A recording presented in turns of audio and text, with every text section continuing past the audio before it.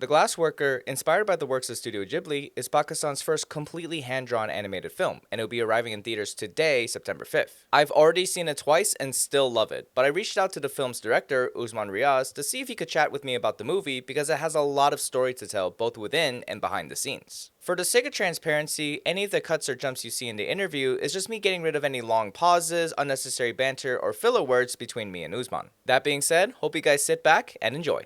I wanted to ask, obviously, because of your background within music, going to Berklee College of Music, for example, we could see how that influence could go into Elise's character. But then I wanted to ask, why glass as like a motif? Why glass as a theme? Was there something in your background, something in your life that happened? So I was fortunate enough to actually see the Murano glass blowers in Venice when I was about 14 years old. And I was so fascinated by the craft itself. The end result is beautiful, but I think just the way they made it had a big impact on me. And I didn't think much at the time while I was looking at it that, oh, I'm going to 9 years later make a movie on this. It was just something that fascinated me. And I wondered, why has nobody made a movie on this? So I just tucked it away at the back of my mind. Any documentary that I would come across, I would always watch it, or I would buy many, many books about the craft itself. Again, it was just a fascination, like a hobby, just reading about it. I am not an amateur glass blower at all. I just know a lot about the craft itself. So when the time came to actually write this story, that was one of the first ideas that I pulled out, that okay, we can set this film within a glass shop with these extraordinary circumstances around these two artists. So that was really the idea. And all the technical knowledge that I had built up until that point certainly came was very, very useful while planning the sequences for the film. The idea of glass, it's a very neutral object, it's very versatile. It can be used for as an object of war. It can be used to create beautiful art as well. And we can kind of see that the humans also, they're naturally like they're good people, but then war brings them into these different sizes, these different circumstances. And we've seen that in films like The Wind Rises, where planes are beautiful, yet they can also be used for war as well. Could we go more into like thematically the motif of glass and what it meant specifically for the film? No, that's a great question. I think just it was very important for me for this film, showcase the humanity of the characters. And what I mean by that is I didn't want to show that anybody is inherently good or inherently bad. And of course, that is something that I learned very much from Miyazaki's films. The way he depicts characters. I talk about this all the time. The way he depicted the human characters in Princess Mononoke with Lady Eboshi and her building Iron Town. And then also with San's character and how she's siding with the forest spirits. Everyone is at the end of the day looking out for themselves and trying to help their community. And both sides are right and both sides are wrong. And it's Ashitaka in the middle who is trying to reason with both of them. And so I just loved that idea. And ever since I saw Princess Mononoke, it just had so much depth to the characters that I judged every film I watched based on that one experience I had with Princess Mononoke. And I wanted to try and capture that feeling in this film by showcasing Tomas's character, but also the Colonel's character, and how they're both human at the end of the day. They're making decisions to help themselves, and also their worldview could be correct or it could be wrong, depends on how you view it. But they're just human and trying to find reasons to keep living and move forward. So that was very, very important to me thematically with the film, and how that affects their children, how that affects Vincent, and also how that affects Elise's character as they embark on their own journey. Could you give my audience, I know you've probably told the story a million times, but about how Studio Ghibli has had more influence than one might expect based on like your experience trying to make this film? So I grew up watching their films, obviously. And I think the films that had the most impact on me growing up were the Ghibli films. And of course, the Disney films, the early Disney films that Walt Disney himself directed, which were Snow White, Bambi, and Pinocchio. Pinocchio had the biggest influence on this film on a thematic level and also just visually. But of course, with the Studio Ghibli films, I was fortunate enough to be invited to Studio Ghibli in the summer of 2015. So I was fortunate enough to become a TED Fellow in 2012. And when I was at TED, I was surrounded by all of these incredible people pursuing impossible things. That got me thinking, okay, I can do animation and maybe I can do animation in Pakistan. And I kept looking for people to point me in the right direction. And in the summer of 2015, I spoke at a conference in Tokyo, TEDx Tokyo, about how much I love the Japanese animation industry and my ideas for the Glassworker. I was working on the Glassworker for about 1.5 to 2 years up until that point. I had a portfolio filled with drawings, poured my heart out about animation and my love for the Japanese industry in Japan.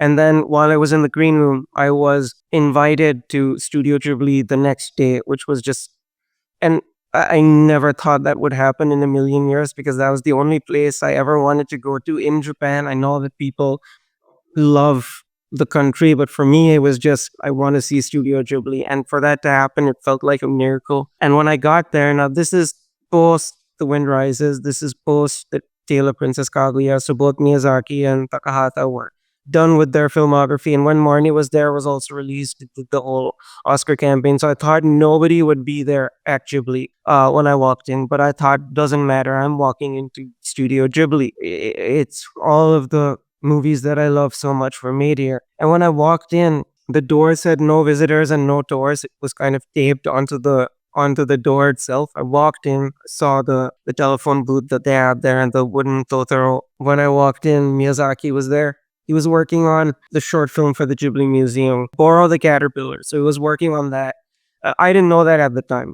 So I just burst out crying throughout the trip. I didn't, like, they didn't want me like crying around him. So they kind of showed me the other things around in the whole area. But it was amazing. And I sat with Shin Ashida, who looked at all my drawings, looked at everything, wrote me a really, really nice email afterwards as well. But he told me in that meeting, he said, you should start your own studio to make this movie because if you make this in Japan, you will first have to work through the entire industry here, make a name for yourself, and then maybe you'll be in a position 6, 7, 10 years later where you might get to direct a movie. If you really want to make this film, start your own studio. And I joke with everyone that maybe they were just trying to get rid of me because I was just crying throughout the visit. But no, I certainly took that advice to heart. Came back to Pakistan, founded the studio with Mariam. My cousin Khizr came on board, and then we just were off to the races. And we found our wonderful animation director, Amir Rifat, who knew someone, who knew someone, who knew someone, and the team kept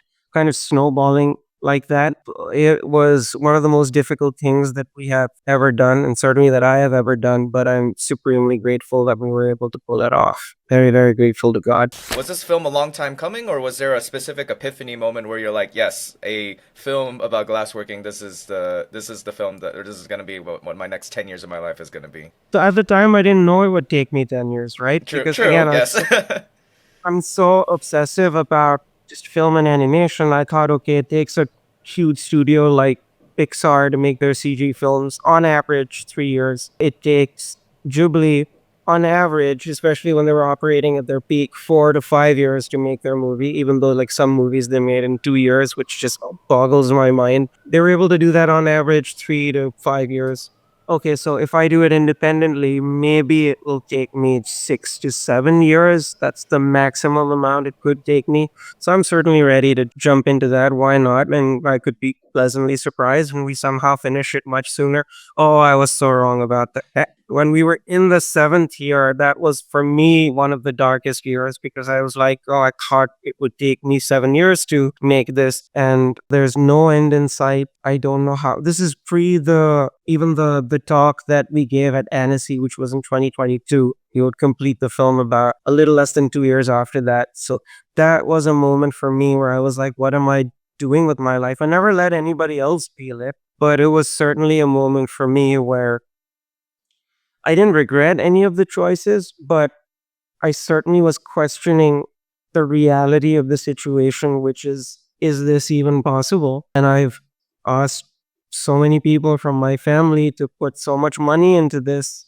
My mother sold my grandfather's house to fund part of this. My father put in a lot of money, and our close family friend who's one of our main investors, he from California, he put in a lot of money, and his family did as well. So Oh, it was very, very difficult. I could feel the weight of the burden of what we were trying to accomplish very much. But then, like everything else, you feel it, you accept that this is the reality of the situation, and then you keep moving forward.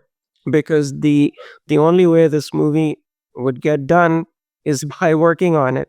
So you can have all these feelings, you can have the self-doubt, all of that creep up, but as long as you keep working, you will get there in the end. And thankfully, again, I was able to do that, or we were able to do that, but it was not easy.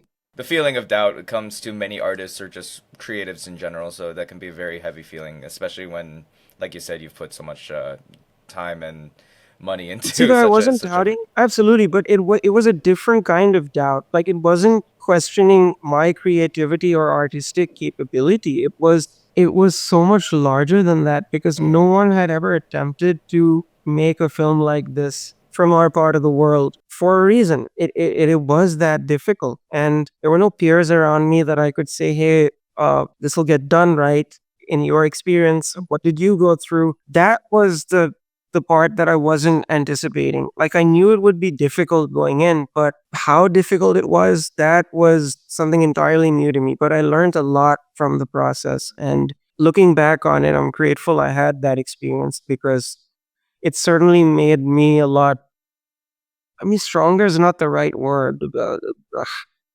It's hardened me in a way where I now understand what it takes. And maybe I won't be as nervous about jumping off the deep end again, because I think my naivety certainly played a very, very big part in taking that leap of faith the first time, which was, oh, nobody has done something like this before.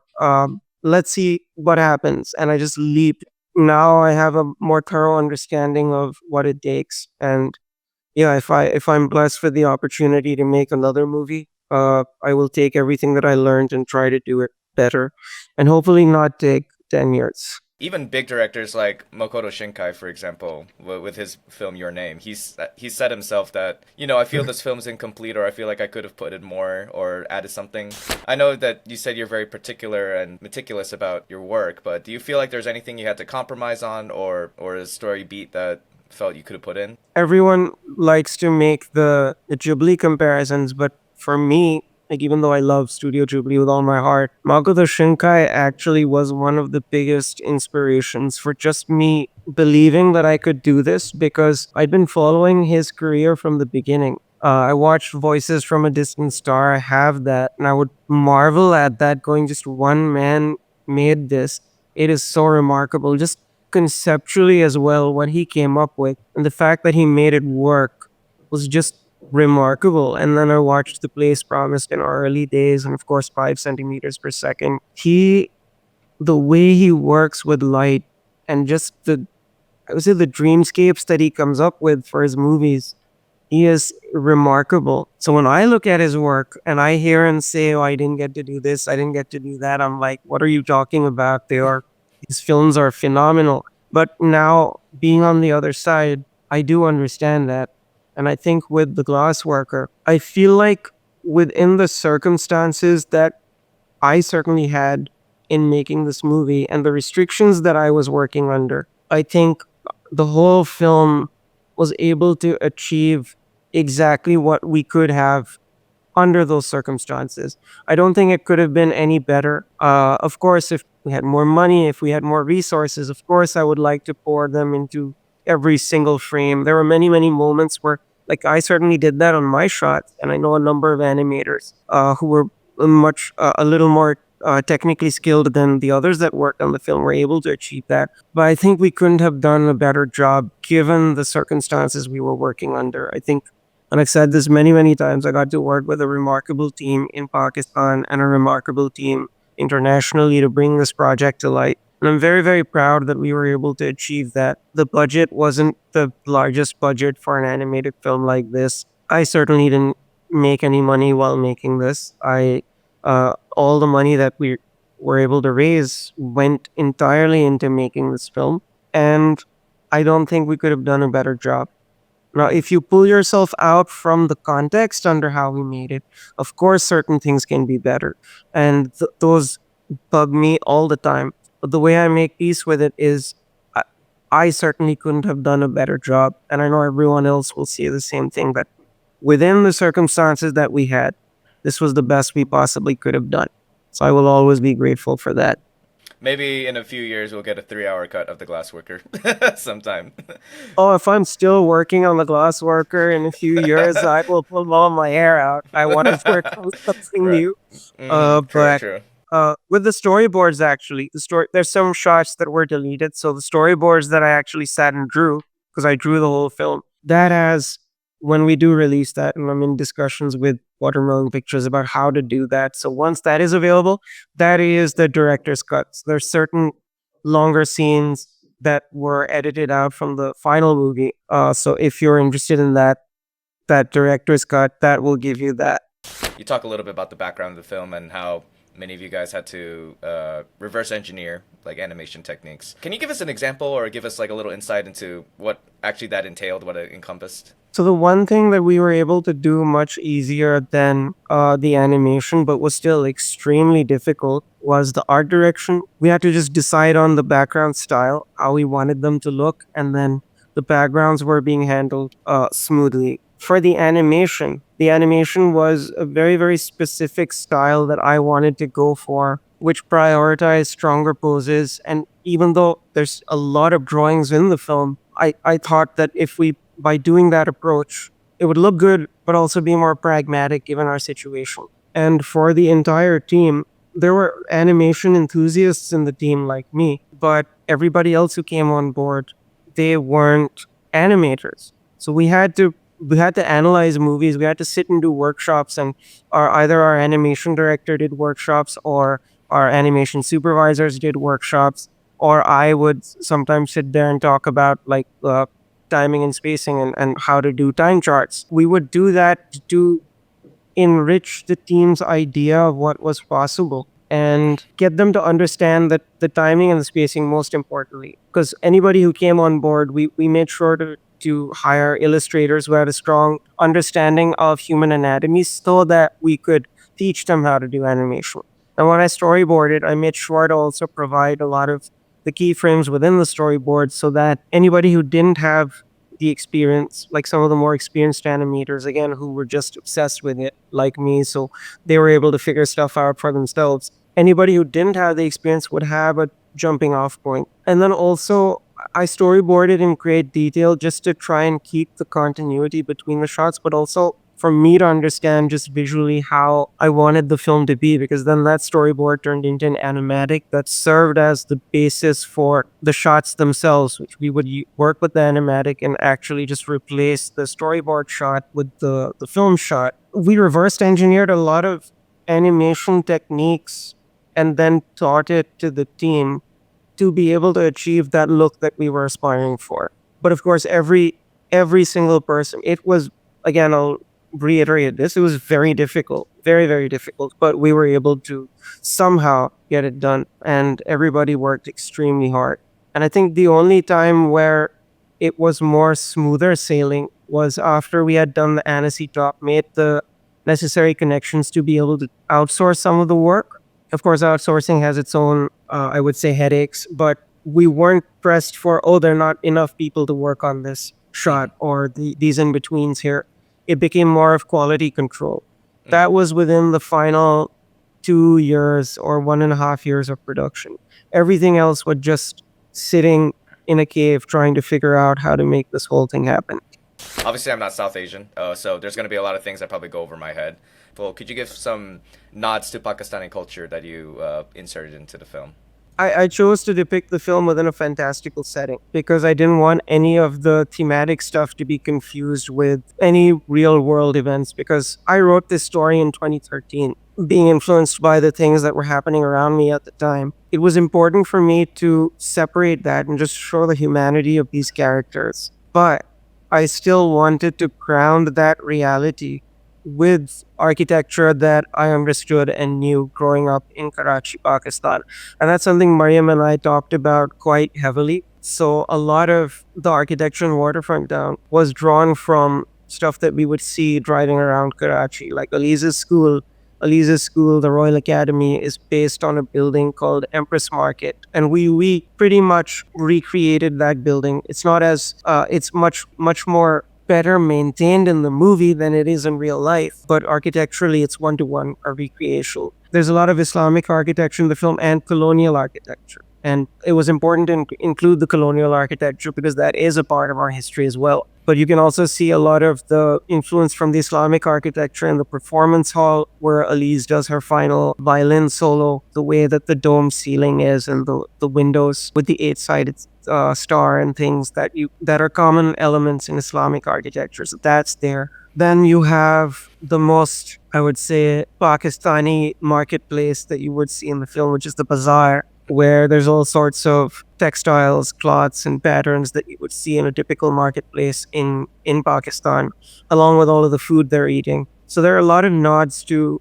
South Asian culture and specifically Pakistani and Karachi culture within the film. And that was just something fun for me. I wanted to include, of course, the characters have chai all the time, which is, I would say, an institution in Pakistan. So it was fun including all of those within the film. For many Westerners, their first introduction to a jinn is going to be a genie in a lamp, like Aladdin, for example. Very contrasting different ideas between that film and what we have here. Can you give us some background about jinns in Islam or just in culture in general, what they represent, what they mean?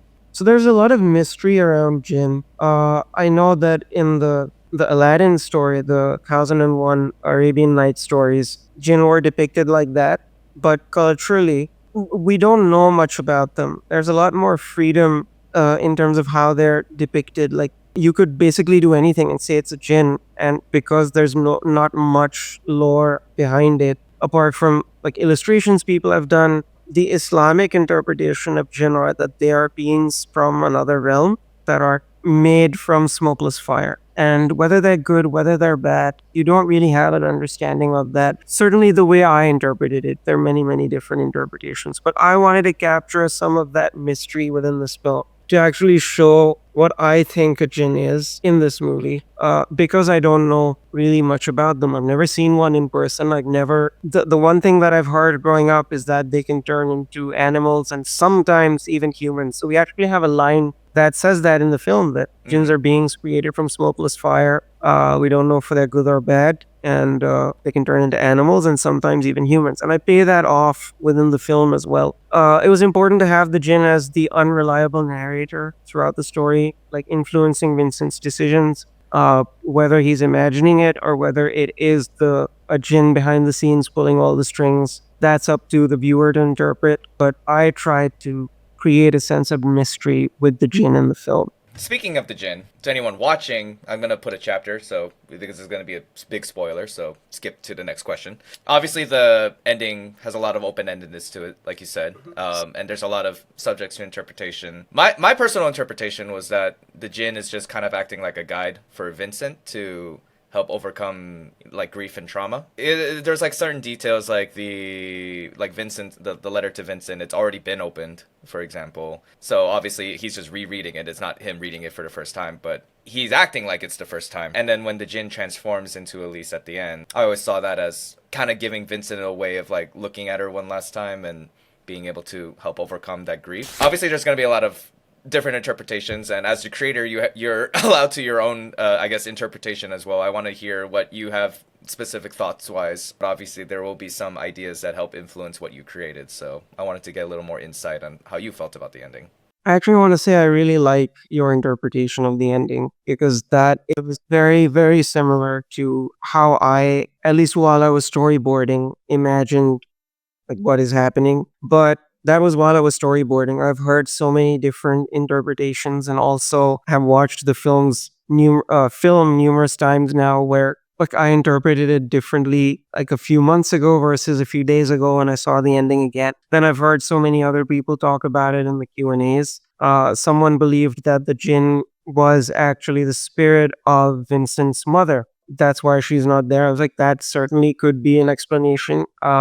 Someone else said that Vincent died when the glass shop was destroyed, and that these are the events that he is seeing in the afterlife. That is certainly an interpretation. So it's all very, very interesting, because once I put the film out there for other people to see, their view on it influences mine. But I will say yours was very close to what I was imagining while storyboarding. But I talked about this in one of the Q&As. I said my favorite films are the films that the audience is an active participant in the story, where it's as much what I want the story to be as much as it was the creator's original intent. That audience participation was important. So the film can literally mean whatever the viewer wants it to mean. I enjoy a film where I'm walking out of the theater and I'm still questioning what happened and trying to understand, versus I walk out of the theater and I'm worried about the grocery lists. I have to do this now because the movie answered everything for me. Like, I like the discourse that happens where you're talking to, if you viewed it with a friend, or what do you think happened? I think I tried to design the ending that way. Hopefully, I've achieved that. We'll see when it releases September 5th how many people feel that. The film is released in both Urdu and then English as well. I was looking at the English cast, and pretty much almost everyone is of South Asian descent. I don't know, people always talk about how like voice acting, anyone can act as anyone, but was there an importance to you that the cast for even the English version was also South Asian? It was something that I discussed with David and Lynn Friedman. They were the wonderful team that we worked with to do the English version of the film. And we said that we have to try and get just as many South Asians, British South Asians from the industry to come in and do the English version of the film. It just felt like the right direction to go in, because we're working on this film in Pakistan, etc. It's just all of us coming together to do this, and it just seemed like a poetic idea to have the British South Asians voice these characters. So I'm glad that we were able to pull that off. When I look at anime films, for example, when we see the Japanese versus the English, sometimes, especially in dubbing, there's like changes that the message is probably still the same, but there could be language barriers that maybe something's more impactful in the original language. Is there any instance you can think of in the original Urdu that feels more powerful than when you saw it in English? So the interesting thing about this is I wrote the dialogues in Urdu when I was working on the very first version of the film, and I was storyboarding it as well. So I had storyboarded around 400 shots for the first version of the film, and then scrapped that entirely to work on the storyboards again for what was now the English version of the film, because midway through, I would say like 2018, early 2019, when Jeffrey Wexler and Moya O'Shea came on board and all the other international talent was coming on board on the project, we made a choice to pivot to English, because then everybody could understand what is going on. So we used the Urdu dialogue as the basis for the English dialogue. And then with Moya O'Shea, we kind of improved the story, added a lot more scenes, and then actually worked on the English version. When we recorded the dialogues in 2022, those were the English dialogues. We did those first. And I would say 60% of the film was complete by then, so they had some animation to work off of and kind of sync the dialogue to the mouth movement. But then the other shots were the storyboards from my animatic. So then they just recorded the dialogue takes. I picked my favorite one, and then we animated according to those takes. For the Urdu version, once the whole film was complete, I would say a few months before the whole film was complete, actually, I started rewriting the Urdu version. We took all the dialogues and then I wrote the Urdu according to the mouth movements. But I had my hand in both the English and the Urdu version, which is not common, right? Like in Japan, when directors make their version of the movie, the English version is usually handled by somebody else and they just approve it. I wrote both versions, or was involved in writing both versions. So I wouldn't say that there's a better or worse version, especially in terms of the story and line delivery. They're just different. I'm also incredibly biased because I was involved in writing both. So I can't say. I think the Urdu has its own merits. I think the English has its own merits. I had to change a lot of lines to basically point the story in the same direction versus say the same thing. So that was interesting. And if somebody who understands both English and Urdu, when they watch it, they'll certainly know what I'm saying. Both stories point in the same direction versus are exact translations of each other. I asked my viewers to give me some South Asian foods, and I'm going to ask you this or that, and then you tell me which one you like better. Okay? Sure. And if I butcher any of these pronunciations, I'm so sorry in advance. Biryani or nihari? I prefer biryani, but nihari is amazing. Biryani or gulab jamun? Gulab jamun. Gulab jamun or paratha rolls? Gulab jamun. Gulab jamun or chicken korma? Gulab jamun. Gulab jamun or tandoori chicken? Gulab jamun. See, I'm a type 1 diabetic and I love desserts. So it's a juxtaposition paradox, but I will keep saying gulab jamun unless another amazing dessert comes. Gulab jamun or samosas? Gulab jamun. Gulab jamun or chane ka ras?